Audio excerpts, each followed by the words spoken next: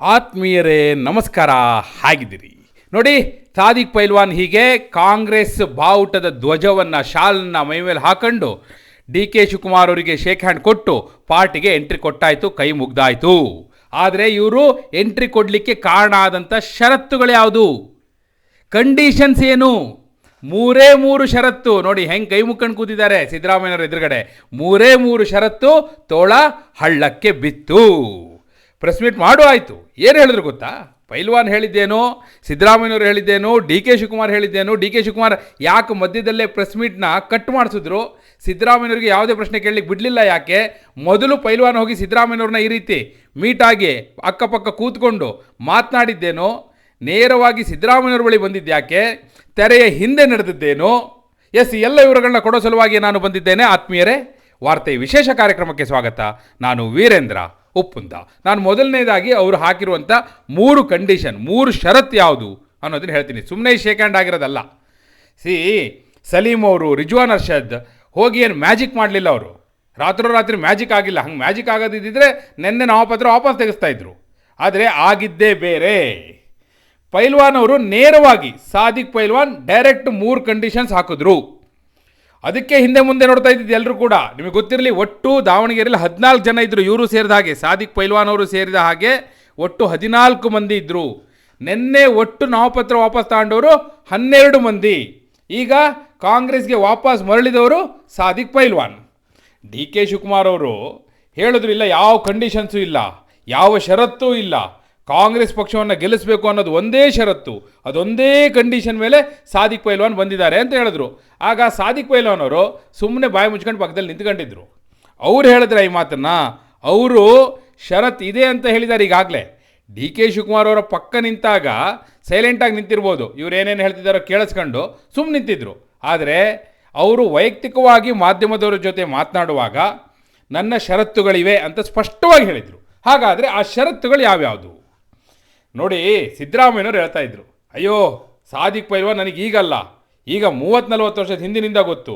ಅವನು ಕುಸ್ತಿ ನೋಡೋಕೆ ನಾವು ಹೋಗ್ತಾ ಇದ್ದೆ ದಾವಣಗೆರೆಗೆ ಅಂತೆಲ್ಲ ಅವರು ಪ್ರೆಸ್ ಮೀಟಲ್ಲಿ ಬಹಳ ಸುದೀರ್ಘವಾಗಿ ಮಾತನಾಡಿದ್ರು. ಡಿ ಕೆ ಶಿವಕುಮಾರ್ ಅವರು ಅದನ್ನೇ ಹೇಳಿದ್ದು.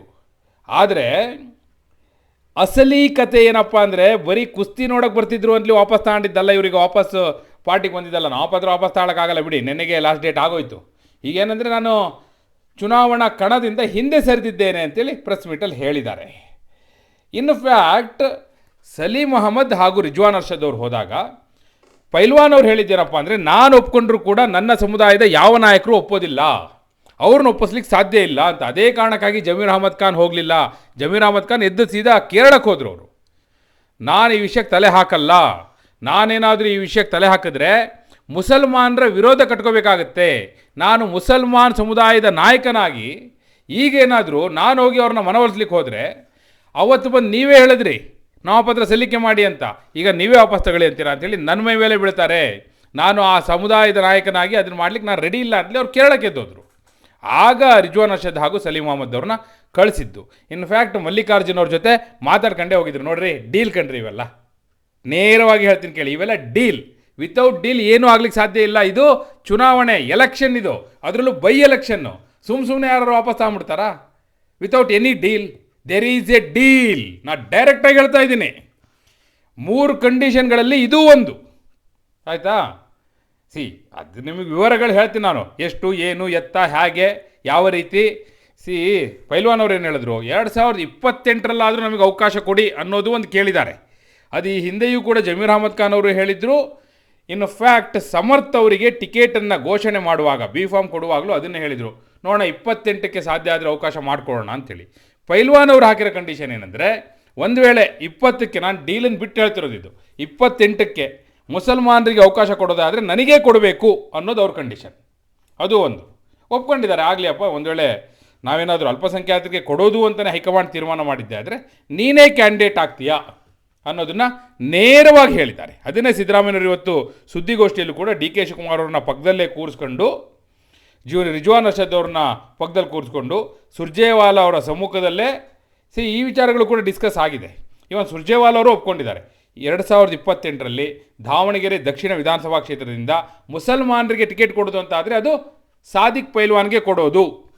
ಅಲ್ಲಿಗೆ 2 ಇಶ್ಯೂ ಆಯಿತು. ಒಂದು ಡೀಲು, ಮತ್ತೊಂದು ಟಿಕೆಟು. ಮೂರನೇದು ನನ್ನ ಮನ ಒಲಿಸ್ತೀರಿ ನೀವು, ಆದರೆ ನನ್ನ ಮನ ಒಲಿಸೋದು ದೊಡ್ಡದಲ್ಲ. ನನ್ನ ಬೆನ್ನಿಂದ ಇದ್ದಾರಲ್ಲ ಅವರ ಮನ ಒಲಿಸ್ಬೇಕು, ಅವ್ರನ್ನ ಸಮಾಧಾನ ಮಾಡಿ, ಅವ್ರಿಗೆ ಏನು ಬೇಕು ಅಂತ ಕೇಳಿ. ಏನು ಬೇಕು ಅವರಿಗೆ ಅದನ್ನು ಕೇಳಿದ್ರು ಅವರು. ಏನು ಬೇಕು ಅಲ್ಲಪ್ಪ, ಈಗ ನಿಮ್ಮ ನಡುವೆ ಒಂದು ಡೀಲ್ ಆಗೋಯ್ತು. ಇನ್ಫ್ಯಾಕ್ಟ್ ನಿನ್ನೆ ರಿಜ್ವಾನ್ ಅರ್ಷದ್ ಹಾಗೂ ಸಲೀಂ ಅಹಮದ್ ಮೊದಲು SS ಮಲ್ಲಿಕಾರ್ಜುನ್ ಅವ್ರ ಜೊತೆ ಮಾತನಾಡಿದ ನಂತರವೇ, ಅವರಿಂದ ಖಾತ್ರಿ ಪಡೆದುಕೊಂಡ ನಂತರವೇ, ಹಾಗೂ ಮುಖ್ಯಮಂತ್ರಿಗಳಿಂದಲೂ ಕೂಡ ನಾವು ಏನೇನು ಆಫರ್ ಕೊಡ್ಬೋದು ಅನ್ನೋದೆಲ್ಲವನ್ನೂ ಕೂಡ ಮಾತನಾಡಿಕೊಂಡ ನಂತರವೇ ಇಲ್ಲಿ ಬಂದು ಮಾತುಕತೆ ನಡೆಸಿದ್ದು. ಸೊ ಕಡೆಯದಾಗಿ ಅಂತಿಮವಾಗಿ ಅವ್ರು ಹೇಳಿದ್ದು, ನನ್ನ ಬೆನ್ನಿಂದ ಇಂತಿಂಥ ಪ್ರಮುಖ ನಾಯಕರಿದ್ದಾರೆ, ಅಲ್ಪಸಂಖ್ಯಾತ ನಾಯಕರಿದ್ದಾರೆ, ಅವ್ರದ್ದು ಎಲ್ಲ ನೀವು ಮಾತನಾಡಿಸ್ಬೇಕು, ಅವರ ಬೇಡಿಕೆಗಳನ್ನೂ ಕೇಳಬೇಕು. ಅವರ ಬೇಡಿಕೆಗಳು ಈಡೇರಿಕೆ ಆದರೆ ಮಾತ್ರ ನಾನು ಪ್ರಚಾರದ ಕಣಕ್ಕೆ ಇಳಿಯಲ್ಲ, ನಾವು ಪ್ರಚಾರಕ್ಕೆ ಹೋಗಲ್ಲ, ಕಾಂಗ್ರೆಸ್ ಪರವಾಗಿ ಪ್ರಚಾರ ಮಾಡ್ತೀನಿ, ಸಮರ್ಥ ಜೊತೆ ನಾನು ಮತ ಕೇಳಲಿಕ್ಕೆ ಬರ್ತೀನಿ ಅನ್ನೋದನ್ನು ಅವ್ರು ಹೇಳಿದ್ರು. ಅದಕ್ಕೆ ಒಪ್ಕೊಂಡ್ರ? ಯಾಕಂದರೆ ಒಂದು ಡೀಲ್ ಆದರೆ ಪರವಾಗಿಲ್ಲ, ಅಲ್ಲಿ ಬರೋ ಲೀಡ್ರ್ಗಳದ್ದೆಲ್ಲ ಡೀಲ್ ಅಂತ ಆಗೋಗ್ಬಿಟ್ರೆ ಏನು ಡೀಲ್ ಮಾಡ್ಲಿಕ್ಕೆ ಸಾಧ್ಯ? ಅದನ್ನು ಯೋಚನೆ ಮಾಡ್ತಾರಲ್ಲ. ಬಟ್ ನೋಡಿ, SS ಮಲ್ಲಿಕಾರ್ಜುನ್ ಅವರು ಎಲ್ಲದಕ್ಕೂ ರೆಡಿ ಇದ್ದರು. ಅದೇನೋ ಹೋಗಿ ಮಾತಾಡ್ಕೊಬರ್ರಪ್ಪ ಅಂತ ಹೇಳಿ ಕಳಿಸಿದ್ರು ಅವರು. ಅವ್ರು ಒಪ್ಪಿಗೆ ಕೊಟ್ಟ ನಂತರವೇ ಇವರು ಧೈರ್ಯವಾಗಿ ಬಂದಿದ್ದು. ಇಲ್ಲಾಂದರೆ ಯಾರು ತಲೆ ಮೇಲೆ ಹೊತ್ಕೋತಾರೆ? ಮಲ್ಲಿಕಾರ್ಜುನ್ ಅವರಿಗೆ ಮಗನ ಗೆಲ್ಸ್ಕೋಬೇಕು, ಮಗನ ಕಣಕ್ಕೆ ಇಳಿಸಾಗಿದೆ, ಮರ್ಯಾದೆ ಪ್ರಶ್ನೆ, ಹೀಗಾಗಿ ಒಪ್ಕೊಂಡಿದ್ದಾರೆ. ಇಷ್ಟೇ. ಆದರೆ ಇಷ್ಟಾಗಿದ್ದಕ್ಕೆ ಹೀಗೆ ಸಾದಿಕ್ ಪೈಲ್ವಾನ್ ಅವರು ಬಂದು ಕಾಂಗ್ರೆಸ್ ಶಾಲನ್ನ ಹೆಗಲಿಗೆ ಹಾಕ್ಕೊಂಡು DK ಶಿವಕುಮಾರ್ ಅವರಿಗೆ ಶೇಕ್ ಹ್ಯಾಂಡ್ ಕೊಟ್ಟು, ಈ ಕಡೆ ಸಿದ್ದರಾಮಯ್ಯವ್ರ ಬಳಿ ಬಂದು ಕೈ ಮುಗಿದು ಸಂಪೂರ್ಣ ಶರಣಾಗತರಾಗಿ ಕಾಂಗ್ರೆಸ್ಗೆ ನನ್ನ ಬೆಂಬಲ ಅಂತೇಳಿ ಹಸ್ತಲಾಗುವ ಕೊಡುವ ಹಿಂದಿನ ಕಾರಣ ಇದು. ಇಷ್ಟಕ್ಕೆ ಮುಗ್ದಿಲ್ಲ.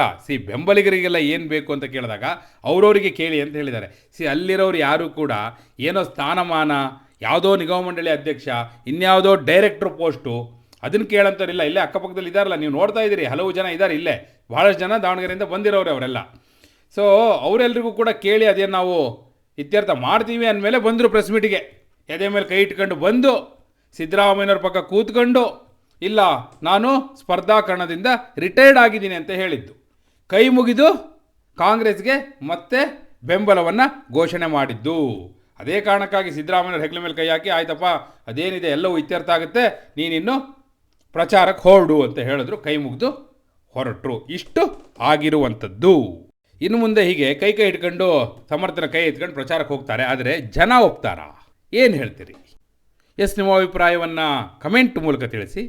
ಹಾಗೆ ನೀವಿನ್ನೂ ವಾರ್ತೆ ಚಾನಲ್ನ ಸಬ್ಸ್ಕ್ರೈಬ್ ಮಾಡಿಲ್ಲ ಅಂದರೆ ಈಗಲೇ ಸಬ್ಸ್ಕ್ರೈಬ್ ಮಾಡಿ. ಧನ್ಯವಾದ.